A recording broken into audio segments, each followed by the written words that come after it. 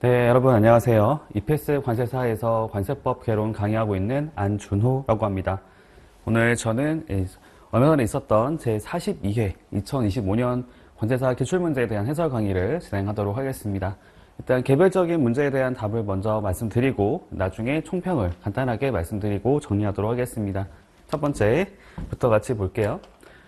관세법령상 관세법 해석에 관한 질의회신의 절차와 방법에 관한 조문의 일부이다. 괄호에 들어갈 내용을 옳게 나열한 것은 요 내용은 그거죠. 앞쪽에 나오는 부분이고요. 저희 관세법 제1장에서도 총칙에 있는 부분이라고 얘기할 수 있습니다. 관세법 해석에 대한 질의와 그에 따른 회신이라고 보시면 되고요. 일단 세관에서 업무를 수행하고 있는 거죠. 세관에서 관세행정 관련 업무, 관세행정 업무를 수행하고 있는데 그 세관이라고 하는 곳이 여러 군데가 있고 그거에 따라서 각자 통일된 획일적인 그런 기준을 가지고 하는 것이 중요할 것 같습니다. 그런 거에 관련해서는 상급기관인 관세청, 그다음 기재부에서 관련된 어떤 해석을 내려주는 게 있다고 보시면 되고요. 그거 중에서 각자 역할이 다르긴 한데 특히 이제 관세청장 말고 기재부 장관 같은 경우에는 국제적인 교류를 할 때 관세행정기관을 대표해서 어떤 업무를 수행하는 것이 있다고 보시면 됩니다. 여기 보니까 이제 해석을 요청한다고 되어 있는데요. 일단 기본적으로 질의회신을 받은 곳은 관세청장이 되거든요. 관세청장이 되는 것이고, 그다음에 조약이 되는 거기 때문에 요거는 국제적인 거잖아요. 요것은 관세청장이 직접적으로 하기가 어렵습니다. 요건 기재부 장관에게 의견을 물어보는 게 필요하겠고요. 그다음에 국제조약이기 때문에 요것을 만들었던 주체인 국제기구에게 질의를 할 수 있다라고 보시면 되죠. 정답은 3번이었습니다. 사실 내용이 어렵지는 않았던 문제라고 볼 수 있겠네요. 넘어가겠습니다. 정답 3번이고요. 두 번째 문제 보겠습니다. 월별납부에 관한 조문의 일부이다. 괄호에 들어갈 내용을 옳게 나열한 것은 월별납부라고 하는 것들도 시험에 종종 가끔씩 나오긴 하는데요. 여기 보니까 이제 물어본 거는 이거였어요. 유효기간이라 하는 것을 물어봤고 저희가 주의할 게 있는 거죠. 제가 강의할 때도 늘 말씀드리는 부분인데 월별납부의 그 유효기간, 월별납부 업체 유효기간이라는 것은 저희가 승인일부터 2년 이렇게 이해하시면 안 됩니다. 2년이 속하는 달의 말일까지로 되어 있거든요. 2년이 넘어갈 수 있다. 2년이 되고 그날에 속하는 달의 마지막 날까지가 되는 거고요. 정답은 승인일 2년으로 해서 4번으로 골라주시면 되겠습니다. 어렵지 않았던 문제라고 할 수 있겠고요. 3번 보겠습니다. 관세 환급 청구권 소멸시효의 기산일에 관한 설명으로 옳지 않은 것은 옳지 않은 걸 고르는 거고요. 여기 주의할 게 뭐냐면 관세 환급 청구권의 소멸시효의 기산일자는 당일부터 기산을 한다라는 것이죠. 당일 기산입니다. 앞에 나왔던 다른 거 있잖아요. 관세 부과 제척기간이라든지 아니면 관세 징수권의 소멸시효 같은 경우에는 온전하게 하루가 나와야 되거든요. 그렇기 때문에 어떤 기산이 되는 날짜의 다음 날부터 이렇게 돼 있어요. 특정 날짜의 다음 날부터 해야지 이게 온전히 하루가 이제 형성이 된다고 보시면 됩니다. 근데 예를 들어가지고 뭐 당일부터 한다고 했을 경우에는 그 당일이 오전 0시가 아니라 한다면 아무래도 24시간이 채 되지가 않기 때문에 하루보다는 적어질 수가 있는 거죠. 하지만 이 환급 청구권 같은 경우는 빠른 신속한 이 관세 환급을 유도하기 위한 목적으로 이렇게 당일부터 기산해서 당일부터 바로 신청할 수 있도록 해주고 있다라는 것이죠. 여기 보죠. 그리고 이 기산이 되는 날짜, 사유가 되는 것들은 이 환급 사유가 발생한 거 있잖아요. 환급을 받을 수 있는 환급 사유가 이제 발생한 날, 환급을 받을 수 있는 권리가 형성된 날이라고 보시면 됩니다. 그래서 경정에 따른 환급은 경정 결정을 받은 순간부터 환급을 신청할 수 있고요. 받고 그다음에 착오 납부, 이중 납부라고 하는 거죠. 잘못 납부하거나 납부해야 될 금액보다 더 많이 납부했다라고 했을 경우에는 그때는 그 납부한 사실만으로도 관세 환급을 청구할 수 있습니다. 맞고요. 그다음에 3번 보세 판매장에서 구입하는 환불한 물품에 대한 환급의 경우 요거는 그거랑 관련이 되어 있겠죠. 관세법 196조의 2에 가면 제2항에 나오는 것이 있어요. 1항에서는 자가 사용 물품에 대한 관세 환급이 나오는 게 있고 2항에서는 여기 보시는 보세 판매장에 대한 얘기를 하거나 아니면 국제무역선, 국제무역기 안에서 판매하는 물품에 대한 관세 환급이 나오는 게 있어요. 전제는 환불을 받았을 때가 되는 거죠. 요거 이제 환불을 받은 날부터 환급권을 행사할 수 있고요. 그다음에 4번 수입 신고를 하고 쭉 보니까 납부했는데 나중에 치아나 각하가 됐다고 합니다. 그럼 이런 이 권리관계가 형성된 날짜니까 치아일 또는 각하일부터가 가능한 게 맞고요. 맨 마지막에 나와 있는 것도 제가 계속 그 강의할 때, 모의고사를 낼 때도 항상 강조했던 거였는데, 이 개정이라 하는 거하고 시행이라 하는 것은 서로 같을 수도 있지만 다를 수도 있거든요. 뭐 개정을 해서 오늘 개정했다고 해서 바로 오늘부터 시행되는 것도 있지만, 오늘 개정한 것을 다음 달에 언제 특정 날짜부터 시행하는 걸로 할 수가 있습니다. 개정됐다고 해서 바로 효력이 발생하는 건 아니고요.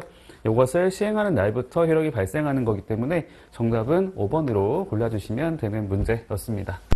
좀 평이했던 문제라고 할 수 있겠죠? 쉬웠던 문제 넘어가도록 하겠습니다. 4번 문제로 가볼게요. 담보물의 평가에 대한 조문의 일부이다. 괄호에 들어갈 내용을 옳게 나열한 것은, 요거는 어디에 나왔던 거냐면 제가 담보라는 거 있죠. 납부 담보라는 것을 좀 구분해 본다면 이렇게 크게 나눠볼 수가 있는 것들이 있어요. 뭐 금전으로 나눠볼 수도 있고, 다시 써볼게요. 금전이라고 하는 것이 가장 일반적이고 가장 대중적인 거라 할 수 있죠. 가장 많이 사용되는 거라고 할 수 있겠고요. 두 번째로 나오는 거는 유가증권이고, 세 번째로 나오는 거는 뭐 순서가 상관있는 건 아닌데요. 납세 보증 보험이라고 하는 거. 납세 보증에 대한 거죠. 보증 보험도 있고 납세 보증도 있고요. 네 번째로 나오는 것이 이제 부동산 등이 되는 것인데, 이 담보물에 대한 평가가 나오잖아요. 평가라고 하는 것은 시세가 이제 있는 걸 말합니다. 이게 항상 가격이, 금액이 고정된 것이 아니라 시세에 따라 변동이 가능한 것들을 말하는 것이고, 이 두 가지가 되는 거죠. 유가증권이랑 부동산 등이 되는 것인데, 유가증권 같은 경우는 상장된 사실이 있는가 없는가로 구분해서 얘기하고 있습니다. 상장된 사실이 있는 것의 경우에는 상장된 날에, 담보로 제공하는 날의 전날에 최종적으로 공표된 시세 가액으로 한다라고 나온 게 있었고, 그렇지 않은 것에 대해서는 상속세 및 증여세법의 시행령을 준용해서 평가한 가액이 나오는 게 있었거든요. 부동산 등의 경우에도 나오는 것이 두 가지가 있는데, 좀 규모가 큰 것들이 있어요. 사이즈가 큰 것들이 있죠. 토지와 건물이 나오는 게 있고, 나머지는 기타라고 분류해 보겠습니다. 기타라고 하는 것이 여기 나와 있는 공장재단, 광업재단, 선박, 항공기, 건설기계가 되는데, 요거 같은 경우에는 상속세 및 증여세법을 준용해서 평가한 가액으로 되어 있는 거고요.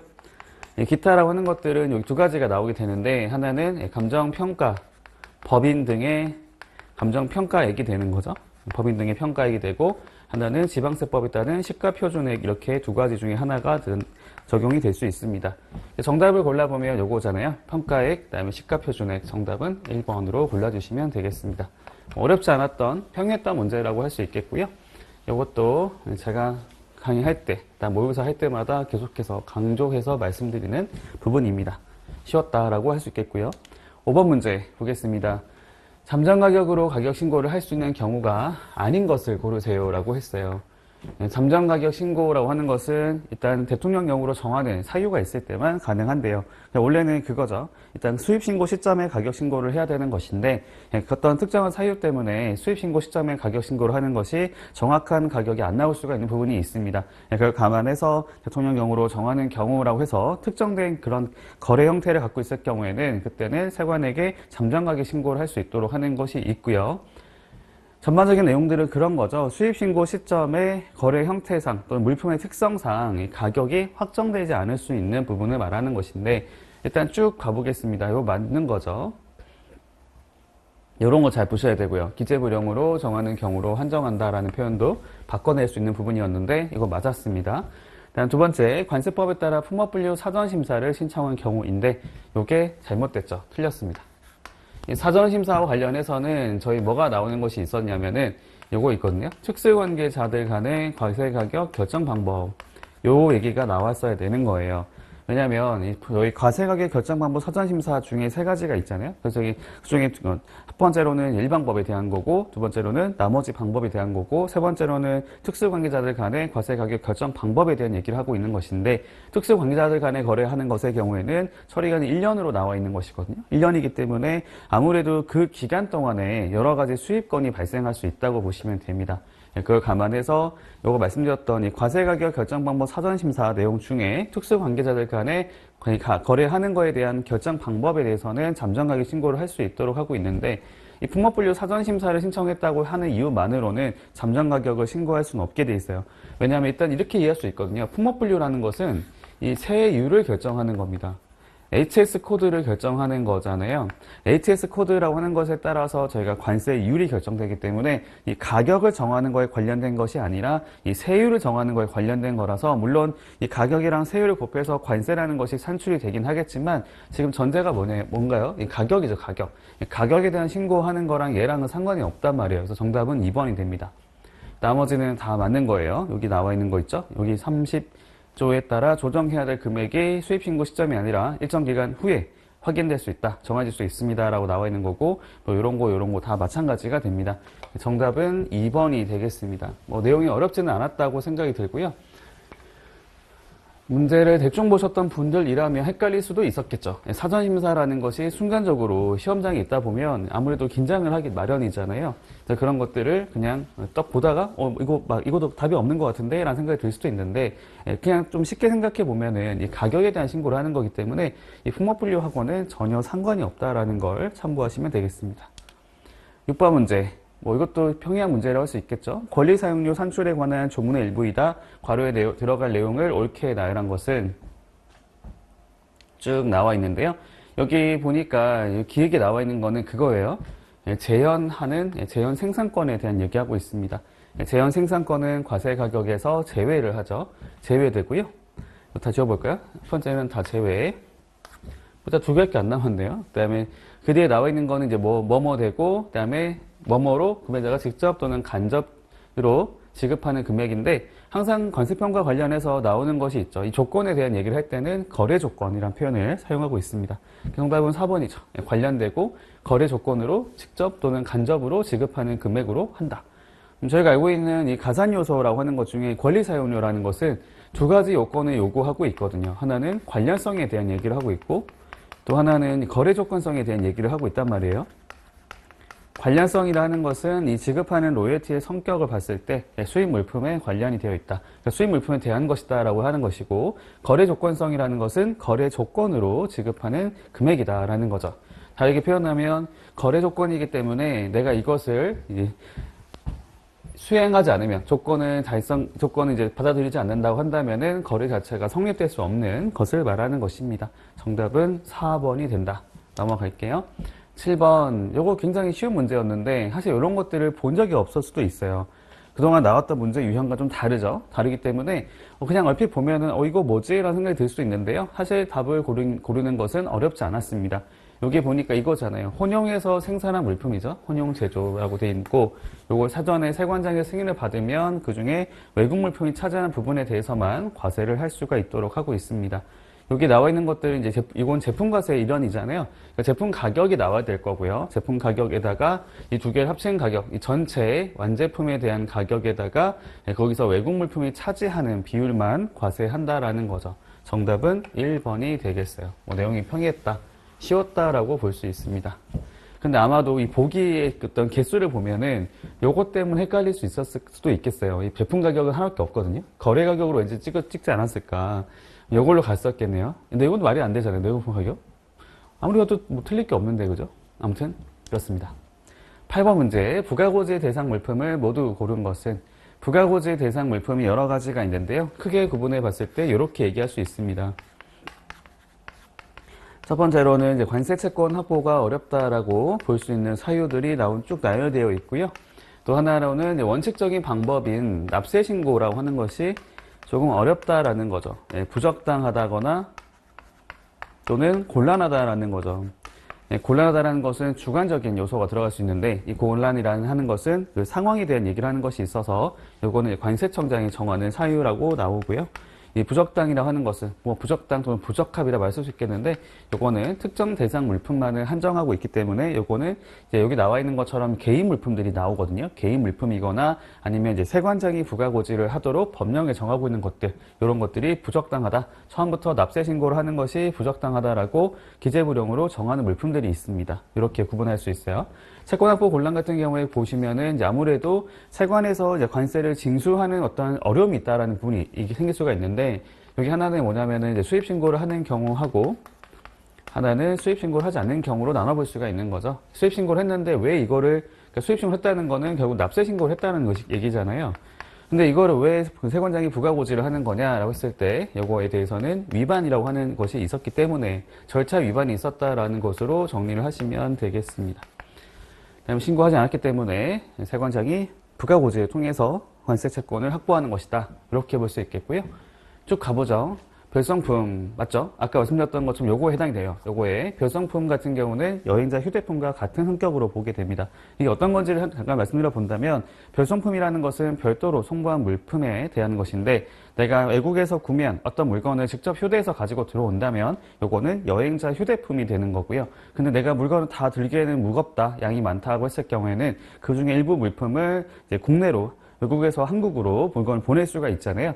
그렇게 보낼 때는 받는 사람이 내가 되겠죠. 내가 있는 주소지로 물건을 받을 거란 말입니다. 그건 사실상 내가 들고 들어오지 않았을 뿐인 것이지 외국에서 내 앞으로 물건을 보낸 거기 때문에 이것도 개인 사용 목적, 자가 사용 목적이 있다고 보면 되는 거고요. 그래서 이거는 맞고 두 번째는 아까 말씀드렸죠. 여기에 해당되는 것입니다. 처음부터 세관장이 관세를 부가 징수하는 것들도 부가고지 대상에 들어가는 건데 디귿의 경우에 가봤더니 요거 이제 볼게요. 관세법에 따라 수입신고가 수리된 후 가동이에요. 후. 이건 상관없는 거 아닌가요? 왜냐면 수입신고 수리가 되면 내국 물품이 되거든요. 그렇죠. 그 전까지만 하더라도 단순히 수입신고를 했다는 이유만으로 내국 물품이 되진 않는데 수입신고가 수리가 되면 내국 물품이 되는 것이고 내국 물품은 내 마음대로 자유롭게 사용 소비를 할 수가 있게 됩니다. 수입신고 수리되고 나서 가동을 했는데 왜 세관장이 관세를 부과하겠다고 납부고지를 하나요? 말이 안 되는 거죠. 정답은 기읍과 니은입니다. 요건 후가 아니라 수입신고 수리 전에 가동했을 때가 문제가 되는 거고요. 정답은 기읍과 니은 3번으로 골라주시면 되겠습니다. 어렵지 않았던 문제라고 볼 수 있겠어요. 넘어가겠습니다. 9번 관세법령상 관세체납정립위원회에 관한 서명으로 옳지 않은 것은 자, 위원회 관련된 문제가 나올 때마다 조금 어렵다고 느낄 수가 있어요. 왜냐하면 생소하기 때문인 겁니다. 근데 쭉 한번 보시면 그 중에 답을 고를 수 있는 것들도 있거든요. 제가 한번 위원회 관련된 자료들을 정리해서 드린 적이 있었는데 일단 제가 몇 가지 포인트를 말씀드린 것이 있었거든요. 아마 문제가 나온다면 가장 물어보시는 것 중에 하나가 뭐냐면 그 설치되는 장소가 어딘가 라고 하는 거 하고 그다음에 요것의 위원장이 누구인가, 그다음에 위원 숫자가 어떻게 되는가 요 정도까지는 알고 있으면 좋겠다라고 제가 말씀을 드렸었습니다. 여기 나와 있는 관세체납정립위원회라고 하는 것은 세관에 설치가 되거든요.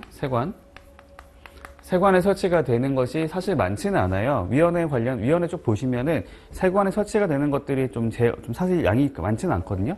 다양하진 않은데 그 중에 하나가 관세체납정립위원회이고 하나가 보세사 징계위원회 이런 것들이 있고 그다음에 뒤에 가보면은 관세범칙조사심의위원회 같은 경우에는 특정 세관, 본부세관급의 그다음 평특세관 이런 데다가 설치되는 것들이 있다라고 볼 수 있겠어요. 세관 설치가 되는 것이 있을 때는 보통 그거에 따른 위원장은 세관장이 되는 경우가 많습니다. 나머지 관세청이나 기재부에 설치되는 것들은 거기 장이 하진 않는데 세관은 아무래도 규모가 좀 작아서 그런지 몰라도 세관에 대해서는 세관장이 이제 그에 따른 위원장이 되는 경우가 많아요. 쭉 가본 정답은 2번이거든요. 여기 보니까 위원장 얘기를 하는데 일단 두 가지 포인트 얘기할 수 있어요. 일단 아까 말씀드린 것처럼 여기 위원장은 그냥 세관장이 되거든요. 세관장이 되는데 세관장이 되는 사실을 몰랐다고 하더라도 여기 보니까 관세청장이 위촉한다라는 표현이 있어요. 아니 이거는 세관급에서 관리하는 건데 왜 갑자기 관세청장이 위촉을 하나요? 관세청장이 어떤 결정권을 갖고 있다는 거잖아요. 그러지는 않습니다. 보통 이렇게 되는 것들은 세관장이 위원장이 되거나 그렇지 않다고 한다면 세관장이 뭔지 위촉하거나 임명하는 자가 되는 경우가 많다고 보시면 되는 거라 요거만으로도 이거 이상한데? 라는 생각이 들 수 있어야 한다는 겁니다. 정답은 2번이거든요. 나머지 한번 쭉 보시면 되겠고요. 10번 문제 보겠습니다. 관세 환급금의 환급에 관한 설명으로 옳지 않은 것은 이것도 이제 작년에도 이런 관련된 문제가 나왔었잖아요. 출제가 됐었던 부분인데 보죠. 양도할 수 있죠. 가능하고요. 그 다음에 두 번째 충당할 수 있죠. 그렇죠. 여기 세관 입장에서는 지금 이 환급해야 되는 이 금액이라 하는 것은 환급액은 세관 입장에서는 채무가 될 것이고 반대로 징수해야 되는 관세라 하는 것은 반대로 채권이 되는 건데 채권과 채무가 있다고 했을 경우에는 이 환급하는 금액에서 납부해야 될 관세를 충당하고 환급을 할 수 있습니다. 그다음 3번도 맞는 거죠. 여기 좀 주의할 거는 발행일부터 1년 안에 환급을 받지 못했을 때는 다시 환급 절차를 받을 것을 요구할 수 있고요. 밟을 것을 요구할 수 있고, 그다음에 4번 세관장은 관세 환급금을 결정하는 때에는 분기별로 환급금 해당액을 환급받을 자에게 지급할 것을 내용으로 하는 지급 지시서를 송부한다라고 되어 있는데 분기별로 하는 게 아니죠. 이게 아니고 얘는 즉시 하도록 되어 있습니다. 즉시 빠른 관세 환급을 진행할 수 있도록 바로 환급 지시를 하라는 거죠. 지급 지시가 되겠죠. 이 한국은행 그러니까 돈이 여기는 국고금이라고 하는 것들이 세관이 갖고 있는 게 아니라 여기 한국은행이 갖고 있거든요. 한국은행에서 이제 세관장의 소관 세입금을 해가지고 세관별로 별도의 이제 금액을 갖고 있는 것들이 있는데 거기 있는 돈을 세관이 지급해주세요라고 지시를 내려야 한단 말이에요. 이거를 분기별로 하게 되면 이게 말이 안 되는 게 그러면은 환급받을 사람은 분기 단위로 환급을 받는다. 이렇게 된단 말이에요. 이 말이 안 되는 거죠. 요청을 받으면 바로 그냥 환급을 이제 개별 건별로 지급하게 되어 있습니다. 즉시. 정답은 4번으로 골라주시면 되겠습니다. 5번도 상식적인 얘기라고 할 수 있죠. 사유를 확인하면 환급 금액과 이유를 통지한다. 내용 어렵지 않다고 볼 수 있겠습니다. 다음 11번 문제. 역시나 위원회 문제가 나왔어요. 위원회. 좀 지긋지긋하죠. 관세품목분류위원회. 요건 이제 관세청에 설치가 됩니다. 일단 왜 그런지 생각해 본다면은 이게 뭐랑 관련이 되어 있나요? 저희 품목분류잖아요. 품목분류 사전심사와 관련이 되어 있죠. 품목분류 사전심사의 그 결정 주체가 누군가요? 결정을 갖고 있는 사람은 관세청장이잖아요. 아무리 세관에서는 이거 세관별로 다르게 판단하면 안 되기 때문에 어떤 세관에서 통일된 어떤 결정을 따를 수 있도록 상급기관인 관세청에서 결정을 내리고 있는 거고요. 실제로는 이제 관세청 밑에 있는 산하기관인 관세평가분류원이라고 하는 기관에서 이것을 담당하고 있습니다. 이런 문제가 좀 어렵게 느낄 수가 있는데 앞서 제가 말씀을 드렸던 대로 위원회 관련된 문제가 매번 출제가 되고 있는 추세이고 그 중에서도 제가 강조했던 것이 설치기관, 그다음 위원회 숫자라고 하는 거 정도까지는 알고 있어야 한다. 위원 숫자랑 위원장까지는 제가 알아야 한다고 말씀드렸잖아요. 일단 옳은 것을 고르는 것인데 일단 요거는 첫 번째 틀렸어요. 50명이 아니고 30명에서 40명 이내로 되어 있습니다. 이하의 위원으로 구성하고요. 위원장은 호선이라는 것은 선출한다라는 것인데 아니죠. 선출하는 것이 아니라 여기는 임명하는 구조를 가지고 있어요. 그러니까 그 위원 중에서 선거로 뽑는 것이 아니라 선별하는 것이 아니고 요거는 이제 관세청장이 임명을 하는데 누구에서 임명을 하는 거냐? 뭐 상급 공무원 또는 그다음에 고위 공무원단 속하는 일반직 공무원 중에서 관세청장이 임명하는 그런 방식을 택하고 있습니다. 위원회 위원은 연임할 수가 없는 게 아니라 연임할 수도 있는 게 있어요. 거기 이제 위원 어떤 대상자 중에서 그 중에서 일부 두 가지 자에 대해서는 연임을 할 수 있도록 하는데 한 번만 연임할 수 있다고 되어 있죠. 그다음에 그 기간은 2년까지 가능하다라고 되어 있고, 그다음 출석에 따라서 여기 보면 이제 개의가 되죠. 개의 말고 이게 아니라 죄송해요. 개의 말고 개의. 회의를 개시한다라는 거고 이제 뒤에 보면 의결이 나오잖아요. 회의에 따라서 결정한다라는 것인데 이 개의를 하는 거에 대해서는 여기 2분의 1로 나오는 건 아니고요. 여기 과반수라는 표현을 사용하고 있습니다. 과반수의 출석이 있으면 회의가 개시가 되고 그 중에서 이제 찬성을 하면은 의결이 된다라는 내용이 나오고요. 정답은 5번이죠. 위원장이 직무를 수행하지 못하는 부득이한 사정이 있는 경우에는 위원장이 지명하는 위원이 직무를 대행한다라는 게 정답이 되겠습니다. 그쵸? 뭐 내용이 어렵지는 않았던 것 같은데 아마도 이런 것들을 몰랐을 수 있죠. 위에 나왔던 이 위원회 숫자라고 하는 거하고 위원장이 누군지를 몰랐다면 사실 좀 헷갈릴 수는 있었을 것 같고요. 이것도 그럴싸해 보이거든요. 사실 모르겠다 이렇게 갈 수도 있었던 문제라고 생각이 듭니다. 12번 문제 가보죠. 상계관세 관련된 문제가 잘 안 나오는 편인데 이번에 출제가 됐고요. 문제 자체는 좀 평이했던 수준이었다라고 볼 수 있겠습니다. 재심사 등에 관한 조문의 일부이고요. 여기 쭉 보니까 이제 유효 기간에 대한 적용 시한에 대한 얘기를 하고 있는 것인데 이걸 따로 정하는 경우를 제외하고는 기본으로 5년으로 하게 되어 있죠. 여기 5년 들어가는 게 맞겠고요.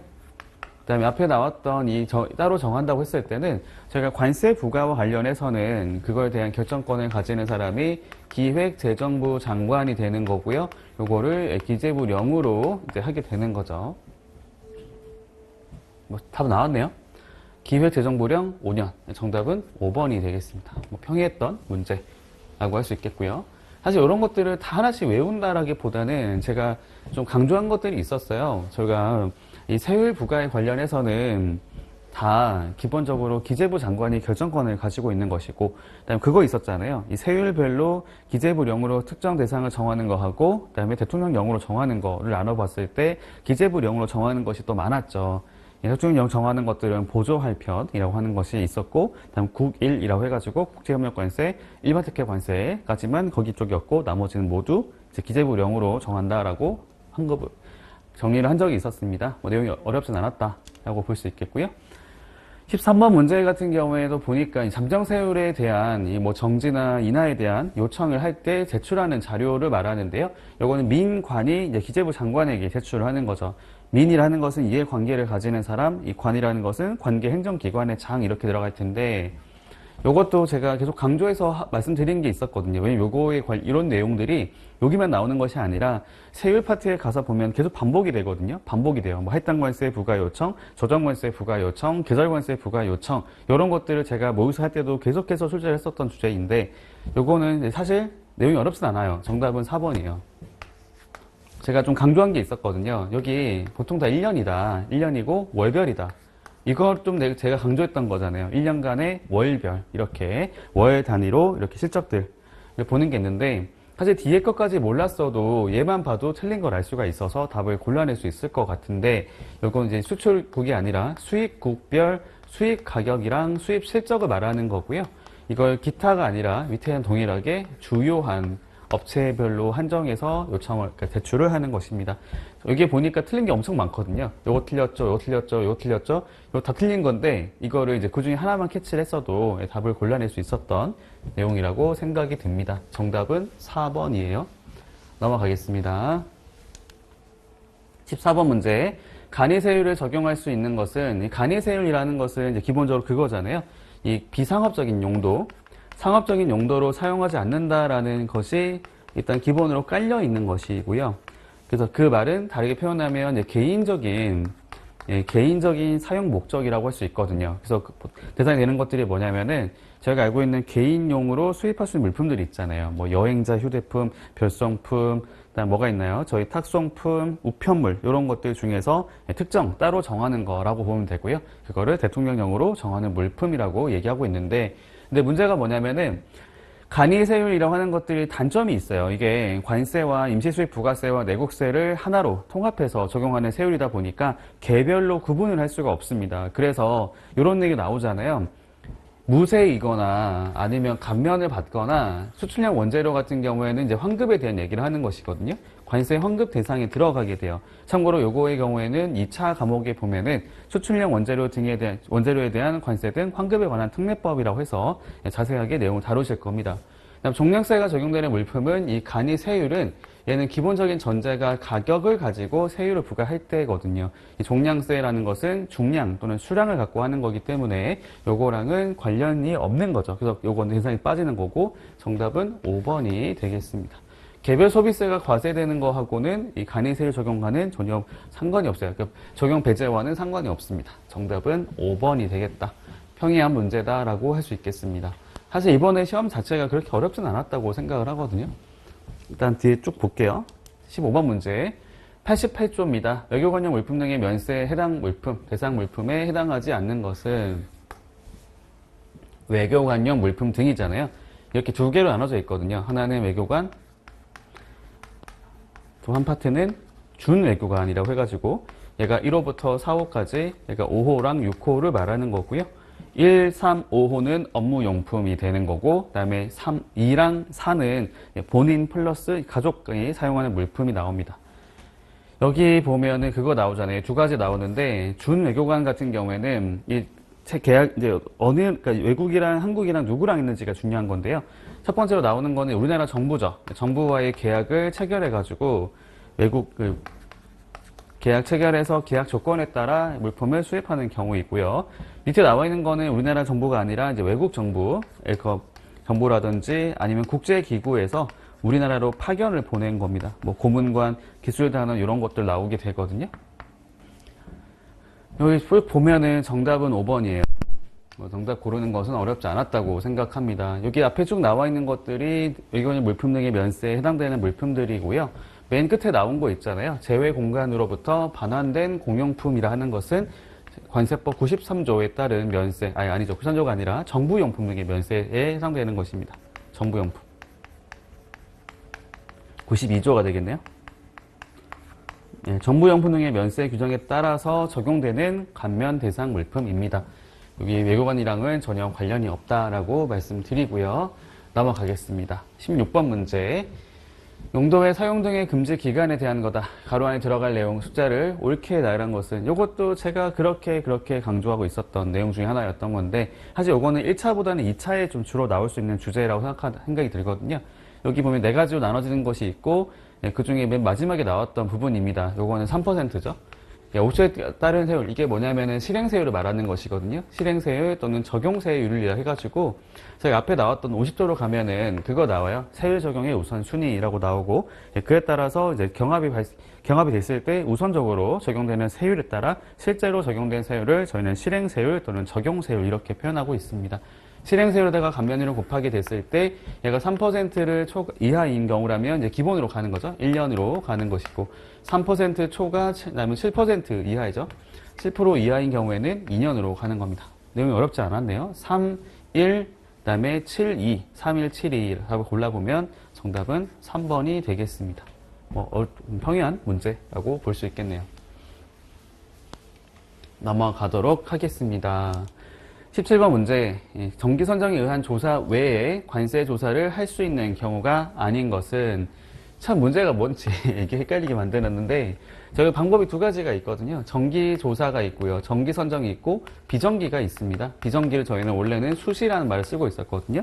네, 수시. 이게 좀 부정적인 의미가 있어요. 정기적이라고 하는 것은 특별한 문제가 없이도 합리적인 의심만으로도 조사를 나올 수 있는 경우라 보시면 되고 비정기라고 하는 것은 정기적이지 않지만 바로 그때그때 나온다라는 것은 얘는 뭔가 문제가 있다라는 걸로 이해하시면 되거든요.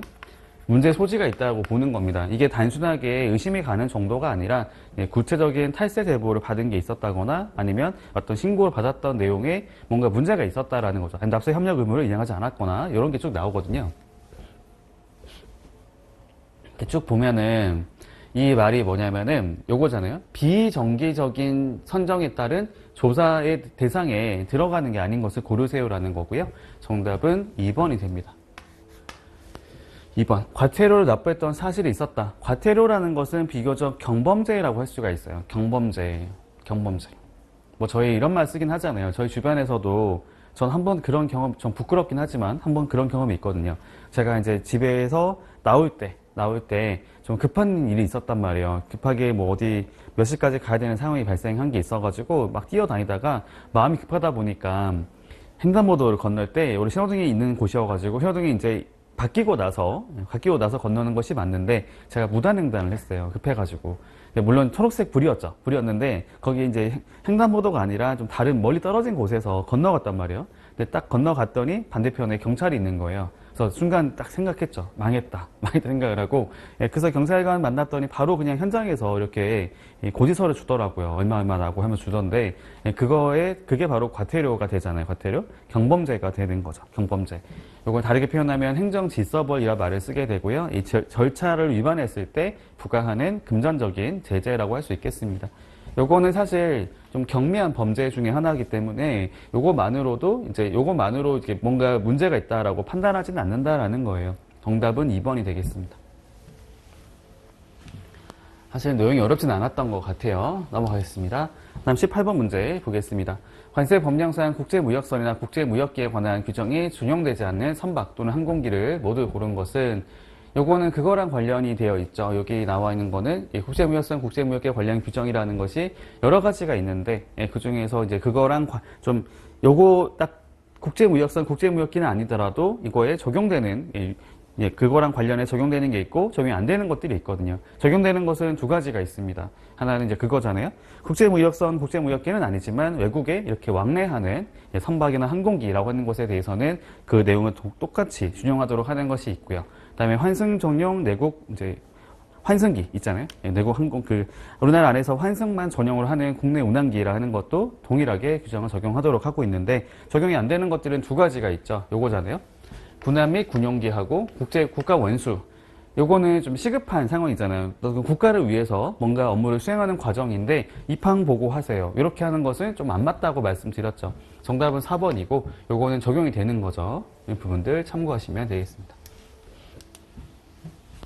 이제 9번 문제 볼게요. 분할 납부를 하고자 하는 자가 신청서에 기재해야 될 사항이 아닌 것은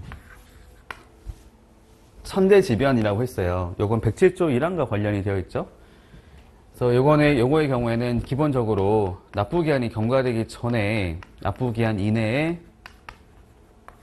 세관장에게 분할 납부에 신청을 해야 되는 것이고요. 여기 보면 좀 충분히 생각해 볼 수 있는 것들이 있어요. 아무래도 분할 납부를 이제 하려고 하면은 세관에게 뭐를 알려야 되겠습니까? 내가 분할 납부를 하고자 하는 금액, 이유, 이런 거, 일단 기본적으로 이유를 먼저 밝혀야 되겠죠? 사유가 들어갈 거고, 그 다음에 이걸 한다고 했을 때 분할 납부를 얼마를 언제까지 할 건지 이런 거 나올 거고요. 그래서 이런 것들은 당연히 들어가고, 그 다음에 저희가 신청할 때 납세무자에 대한 정보도 기본적으로 들어가긴 합니다. 정답은 1번이거든요.